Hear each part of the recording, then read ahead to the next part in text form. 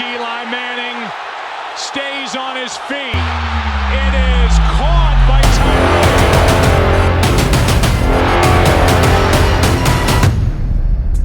Tyree. All right, folks, welcome back. We are here. Catch the Moment is live in Vegas, NFL Draft Week. We got all the energy. We got all the smoke. But even better, we got an amazing lineup here. I'm going to be on tap all week. But today I want to focus on somebody who is bringing the energy, not just from New York City, but he actually got some Jersey roots, man. He's doing dynamic things in the real estate market with the McPeak Team at SERHANT Real Estate. It's I'm going to learn a lot here today, but I want to welcome my new friend, Sean McPeak.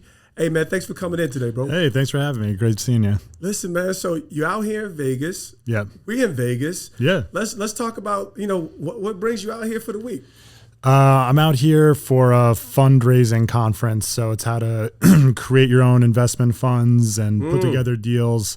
So not necessarily just in real estate, which I've been working in for 13 years. So we've been doing some fundraising rounds for developers in New York, but now, we want to look at different things like crypto, cannabis, like different things like that, just to kind of get our feet wet. And, we have a lot of connections and we're just trying to figure out how to connect the dots out here. Oh, my man is over here. Listen, he's 13 years in. Like I said, I'll get into your resume, man. But, I think what is most intrigued when I kind of learned a little bit about yourself, your brand, and obviously I'm going to learn a little bit, take the back seat. This real estate market is a totally different beast today, right? Yeah. I can remember back in the day looking at Zillow and you would see raggedy listings on there. Now it's like, it's a whole movie out here. It's like a movie moment. Yeah. So tell me, your progression into real estate and how you arrived, because it seems like you're very much known for being, I would say, a leader in the marketing space in real estate. Yes. So I got into real estate after working in tech for a little bit after college. The job market had totally crashed in 2009. So I had kind of swung and missed on a few different, sales and tech marketing type opportunities.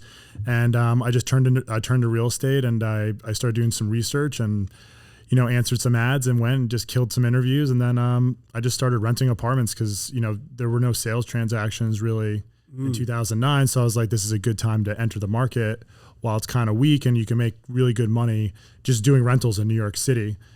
So landlords are paying commissions and it was a really good kind of situation from that perspective of like, okay, I'm going to do this long term. I'm going to get training. I'm going to make quick money right now. And then we'll get to the bigger stuff in a few years. So that's kind of how I started. So it kind of started in like a tough market. And yeah. So bro, so, let's put this in context though, right? So I believe you're 35 right now, right? Yeah. So let's put this in context. 13 years in the game, you're 35 years old. So that means at 23, you had some impeccable vision, right? Like in relation to, being able to have some sight, get into a space that's lucrative on a lot of different levels. But 23, what about, tell me more about what shaped you to be able to even think this way at 23 years old? So my whole family is entrepreneurs. My parents started a software company in the early 80s.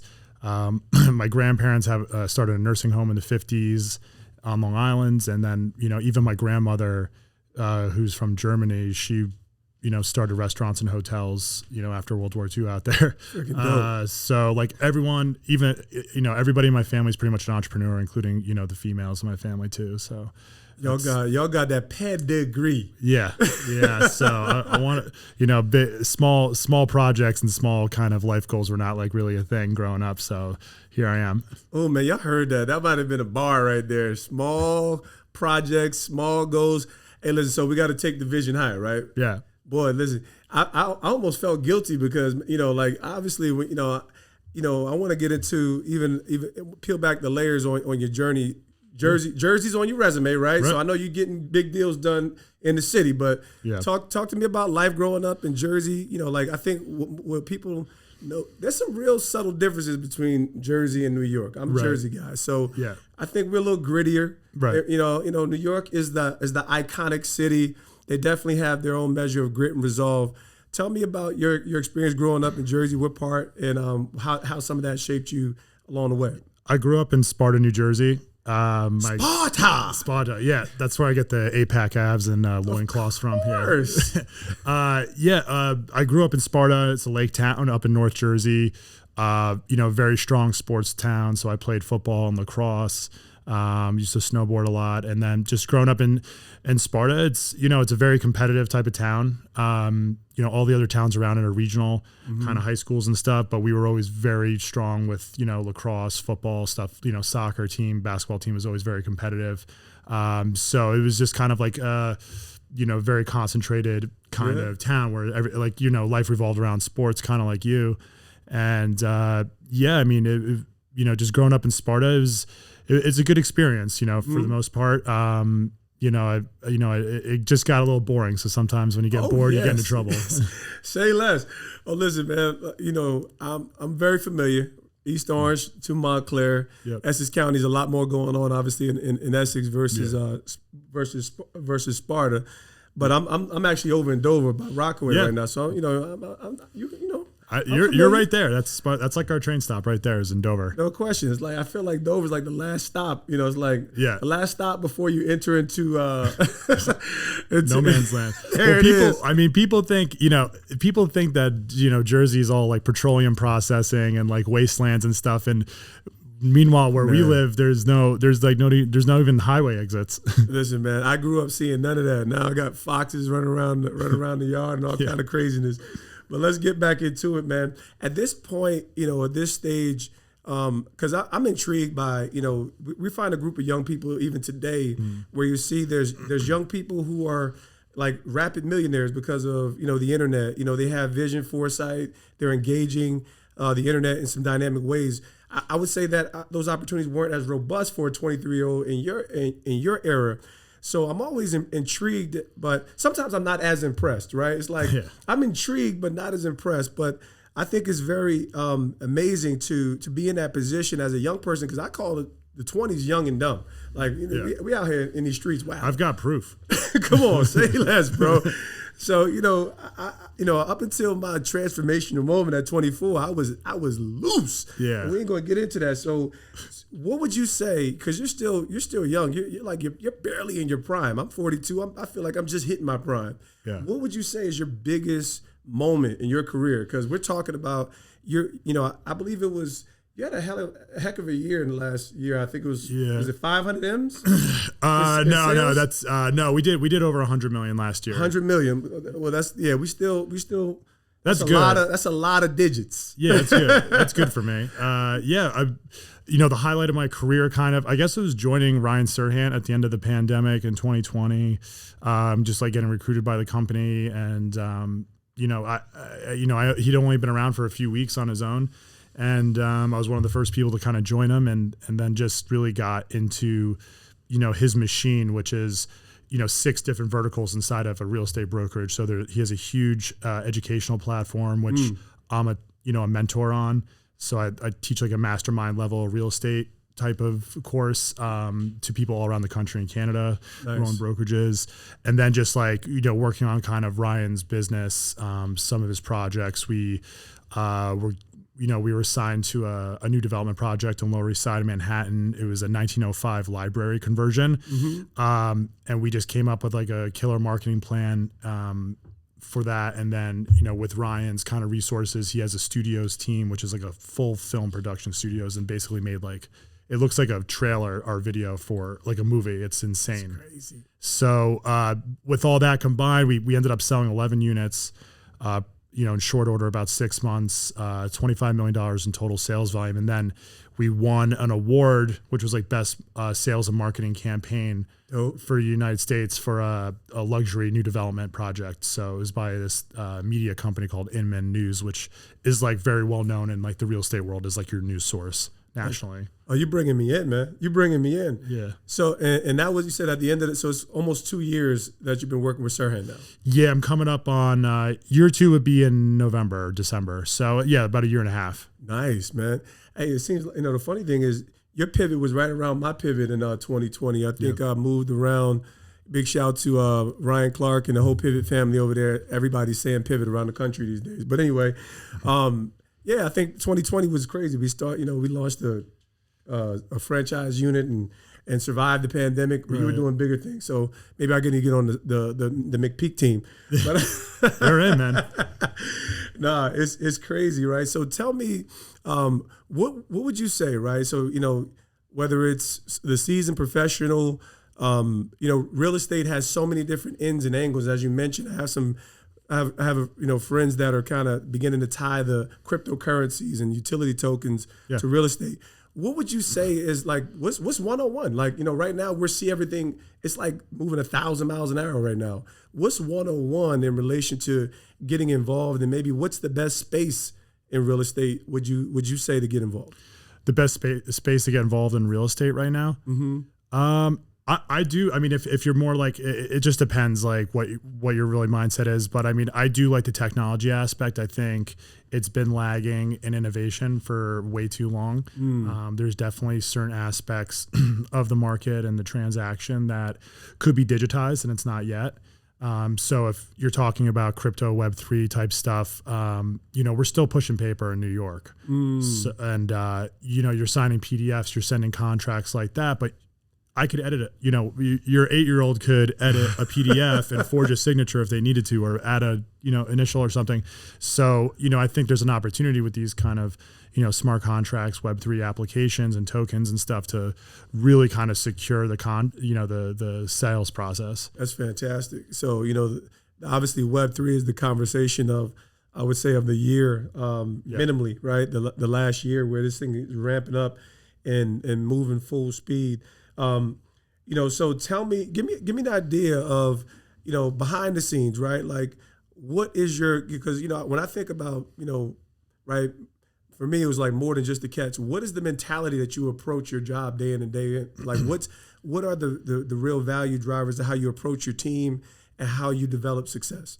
I approach it like I approach a sport, that's it. There's, I need to find, I think motivation is you need it every day. It's like a shower, right? And I think, with y'all heard that, man, make sure y'all showering every day. Yeah, exactly. I think you got to find motivation and provide motivation for your team. I have a very like athlete's mindset with a lot of things I do. It doesn't apply to everything in real estate, but, just getting people hyped up, finding like what's in their personality that'll get them motivated. So we run a disc assessment on everybody we hire. Nice. It's like, I'm sure you've done stuff like this with the draft, and you just kind of find out who they are, and what's going to motivate them. So different people on our team, we provide kind of different opportunities and different motivations. Some people you have to be very, soft to the touch, and some guys you just get up in their grill and bark at them, and that, you know what I mean? And that wakes them up and gets them going. But yeah, I mean, like it's just like NFL, right? Like you can make large sums of money, but you do need that extra kind of push and that kind of emotional fire and passion in order to succeed. Like, just monetary goals are just not enough. And I think that goes for real estate. You need to like kind of reach deep to get this, to get this job going. Man, we talk about digging in deep. So now we're in this one of my favorite spaces, right? The EQ, the self-awareness space, right? What's the biggest challenge in that space? You already alluded to it, right? Recognizing everybody's different. I think football, obviously, sports create parallels as far as like, personnel, how to move people, how to strategize people. What's the biggest challenge as a leader, even in this real estate? Real estate's sexy right now. It's like super sexy. She dressed up. Yeah. It's hot. Yeah. She viral. She all that. So what's the, in light of the perception of what you may do, what do you find to be some of the biggest pain points that are going to continue to drive your team and establish you guys moving forward? Recently, I think I've had issues with keeping people emotionally kind of intact. I think that's something that I've gotten away from recently, that I'm trying to like really take into account when I'm doing things. So it's not just about deals or money or press or, attention or rewards. There's definitely this like emotional element. Yeah. And I don't know if it's kind of come out since the pandemic, where I think that people have gotten a lot more emotional over the last couple of years. Yeah. But it's just something that I've been trying to work on, to care about more, because huge. Yeah. Hey, listen, man, this is real stuff. Like business always creates the, everybody says it. We hear similar things because they have to be addressed, right? The people over the process, the people over the product, the people over the, the profit, right? And ultimately, if you're going to have the profit, you're going to have some people. So, it's pretty awesome to actually recognize and hear you acknowledge that as a leader, because that's kind of like our Super Bowl run. Like everybody knew Tom Coughlin was the guy. We could get wins, but it was kind of when he showed some of his person, you can connect with him. You felt like he listened, where that's what changed us to a championship culture with the New York Football Giants. It's the same with real estate. So my mindset's always been, not always, but it's evolved to be that, when I'm talking to a client or something like that or a developer, I don't even talk about real estate that much. Like I want to talk about them. I don't want to hear about them. And I think, with the pain point with teams and stuff, I've kind of gotten away with that with my own people. So I'm trying to like just kind of treat everyone the same. But I think just finding out about a person and anything you do, you're going to get the most out of everything once you're like really tuned in. Like they don't want to know about, your real estate you're the real estate broker. They want to know like who you are, what you're all about, and your personal life and things like that can really help. That's real stuff. So give me a glimpse. Like I said, like I'm the old guy. Like for me, it's fun jumping on, catch the moment, engaging with people. Like I said, learning about different things. Like I'm 42. I'm 17 years married. I got 7 kids. My oldest is 20. Right. I need to find a way to get him on the SERHANT team. You know what I'm saying? But anyway,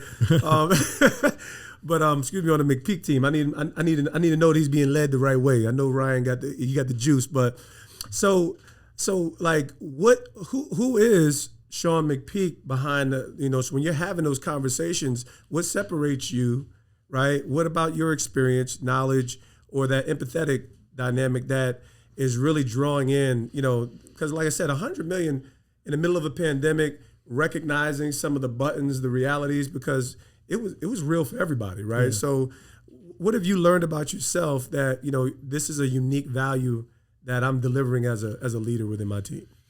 I think for myself is, I would say it is like this emotional thing I've kind of discovered and realized I had neglected a little bit about myself, and I've kind of caught myself recently.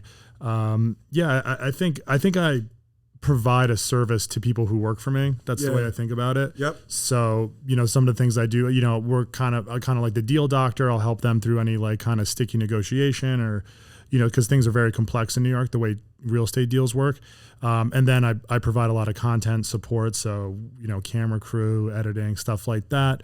That's something else I've been like kind of providing, and then just trying to, elevate their brand. So there's a book called The Tao of the Woo. Okay. And it's written by the RZA from Wu-Tang. The RZA. He wrote a book? Oh, the best. It's great. You guys should check it out. So, but his plan with Wu-Tang was a 5-year plan to blow, like really a 2 and 3 year plan to blow up everybody on Wu-Tang, right? Nice. So no one was getting rich off 36 chambers, individually. No. So it was all about him spinning off their personal projects after, the big ones, with them, and then to kind of reconstitute Wu-Tang Clan every couple of years, and then make sure, everyone gets a little check, but then the big check really comes off of your personal project, off the solo albums. You know what I mean? Freaking love it. Because there are a lot of dudes in Wu-Tang Clan. It was a ton of them. I was there for it. I'm 1980, so I'm in my prime of being young and dumb and being led by hip hop culture. It was fantastic. It was the best. It was definitely dope, man. So, what would you say is the least complex space, in real estate? I mean, like, you got development, you got sales, you got both sides of sales, seller. Mm-hmm. Like you said, when I think about maybe somebody who could be listening and is like, everybody wants a portfolio, everybody wants a piece of the action. What's the easiest way to get in? I think just being an investor and a well-educated and well-read investor is the best money, because you don't necessarily have to put in a lot of work after, you kind of put in funds or you're gathering funds to put into something. So, the stuff appreciates. It never goes away. Real estate doesn't go to zero. It gets sick, but it never dies. Listen, man, this guy right here, he even loves special teams. Sean McPeak loves special teams. You already know what kind of realtor you get when you got a guy who loves special teams. So tell me a little bit more, like I said, just in relation to your mentality, approach. I would even let me change this up a little bit. What really separates you from the pack? I think, what separates me from the pack in my industry is just, I do have a very intense mentality. Nice. I do want to put up numbers. Not only do I want to sell something, but I want to have an award-winning bespoke marketing plan for everything I touch. And I think, some of the things we've done have been super creative and progressive, and we get copied a lot. So we've done crypto NFT parties. All of a sudden I see people on the West Coast doing it like a couple weeks later. Wow. We do, I've sold an apartment with a famous French terrier from Instagram. So you're selling real estate with dogs. Yeah. Yeah. This is crazy. Yeah. So I won an award for that like 4 years ago. So just, we're bringing in a lot. I started doing influencer marketing 6 years ago for real estate. Man. So I'll integrate a lot of things that are going on in the world right now with my real estate marketing if it's relevant and it makes the property look good. But that's kind of what separates me, is that you're not going to get whatever's in my marketing packet or whatever. There's something else coming for it that's going to be super creative and it's going to look really good. And then just being at SERHANT with Ryan, like I have tools that like amplify what's in my brain. So. Dude is like Sean McVay, McPeak. That's right. I'm a lot taller though. A lot taller. Give this man his credit. This is crazy. All right. So what would you say? What are the ageless, timeless values that are going to anchor, right, the person in the real estate market, the seller? What are the timeless things that, in light of all the emerging techniques that you just can't get away with? Like you got to have this in play. Yeah, I think the fundamentals can never really change. You really just got to put your client first. Okay. Boom. You have to kind of forget about money and time sometimes and really just hone in on the person and their needs and do what's right for them. And sometimes you get in situations where doing what's right for your client can kind of upset them. And it's, trying to bring them in and, just explain to them like, this is really, you got to feel in your heart what's best for them. And that's what you got to bring to the table. And I think if you're an authentic person with them from the beginning, that's where like the trust develops. And then that's where, you can have success working on your clients. These are powerful sales bars, y'all. I don't know if y'all are catching it. My man's going from the head to the heart. Everybody, we want to win, right? It's kind of like the winner's mentality, but is it a win at all costs, right? And I kind of definitely hear that, really coming through your approach. You want to be number one. You want to have the most sales, but ultimately not at the expense of a relationship. Yeah, I mean, my only product I sell is my reputation. So, Damn. So that to me, building that, it's been a slow build, but now we're experiencing kind of all the residual of all the work I've done over the last decade. So just making sure that you're number one on ethics, you're number one on creativity, on sales, on all that stuff is the most important to me personally. And I'm not really willing to kind of compromise who I am as a person in order to get to where I'm going. So man, we've got to do it in tandem. We're not going to change in order to do what I got to do. All right, that's what I need. So I just need you to, because that's important to me, right? Integrity is important to me. You don't have to be perfect, but you got to have some integrity, right? Have a value system. Do your best to be consistent. So I ain't gonna find that you got some fraudulent schemes going on now. No, man. I'm just making sure. Hey, listen, just give me a quick yes, we good. It's really easy to cut the line in sales because you can lie and you can not have integrity and you can be an instant success, but you won't be a lasting success. So I think that's, to me, what's important is that I have staying power and my brand is, known for trust and for, good guidance. This is powerful stuff that we're talking about here, because that's really what's really most important. I think when we're in position to influence, what do we do with that influence, right? So, like I said, I'm gonna say this: you're at the top of your game. You're in position to not just lead a team in one of the most powerful real estate companies in our market, but like I said, I would say you're a young man at his prime. But you're 35. What's personal life looking like, bro? I mean, like, I know we all married to success, right? We all married. Me, we getting great done. DT3 Enterprises. But what's personal life? Are you looking to, start a family, marry? The thing that kind of give you some anchor. Where we going in that space? Yeah, I mean, definitely in the market. You out here in these streets? I'm taking applications for wives. I'd like to. I'm definitely at the stage of my life where that's becoming the priority for me. And just thinking about that, I think when you're building like the way I've been building, there really hasn't been a work-life balance so much. I'm kind of getting back to it right now, but just coming out of the pandemic, especially joining SERHANT, it's been, it's like you're working at a top bank or something like that. It's like you're talking like 60-hour weeks average probably, and we do weekends. So Sunday's a big day for us. So I get a lot done on Sundays. So that cuts into your relationship time. It does. Right now I'm building out my team organization so I can have a little more me time, which ultimately helps my business, because I think being good to yourself and relaxing and doing family stuff is gonna help your business life. It's very underrated. What are the things like, so in light of you not having those things in place, we know you out here looking like a Navy SEAL. You looking good, bro.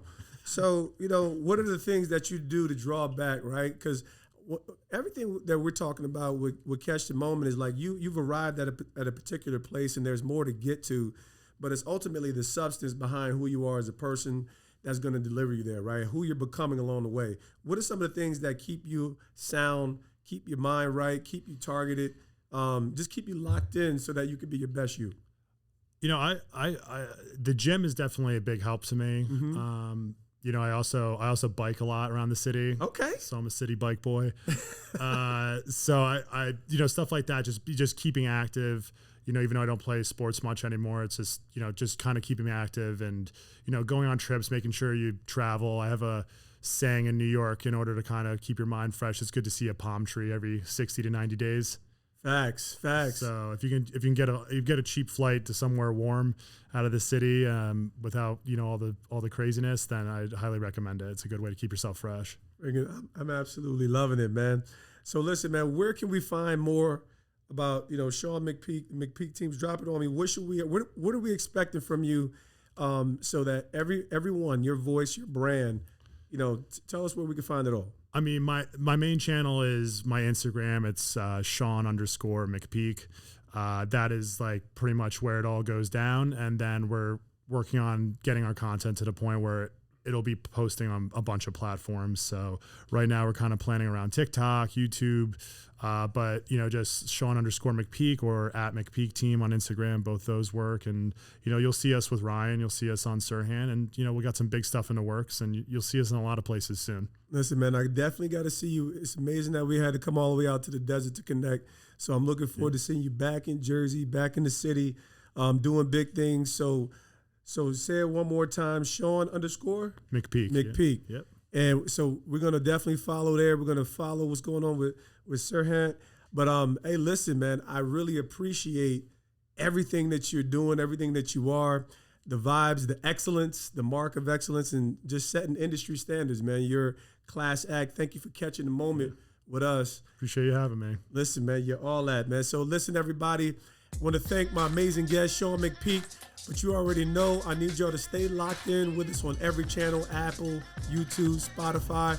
We will continue to get great done. We will catch the moment, and there's more great stories to come. We out here in Vegas. Got to give major shouts to my people's Mocha Blast, Earwaves Entertainment. They setting me up critical, crazy, and we're doing big things out here all week for the NFL draft. Y'all stay locked in.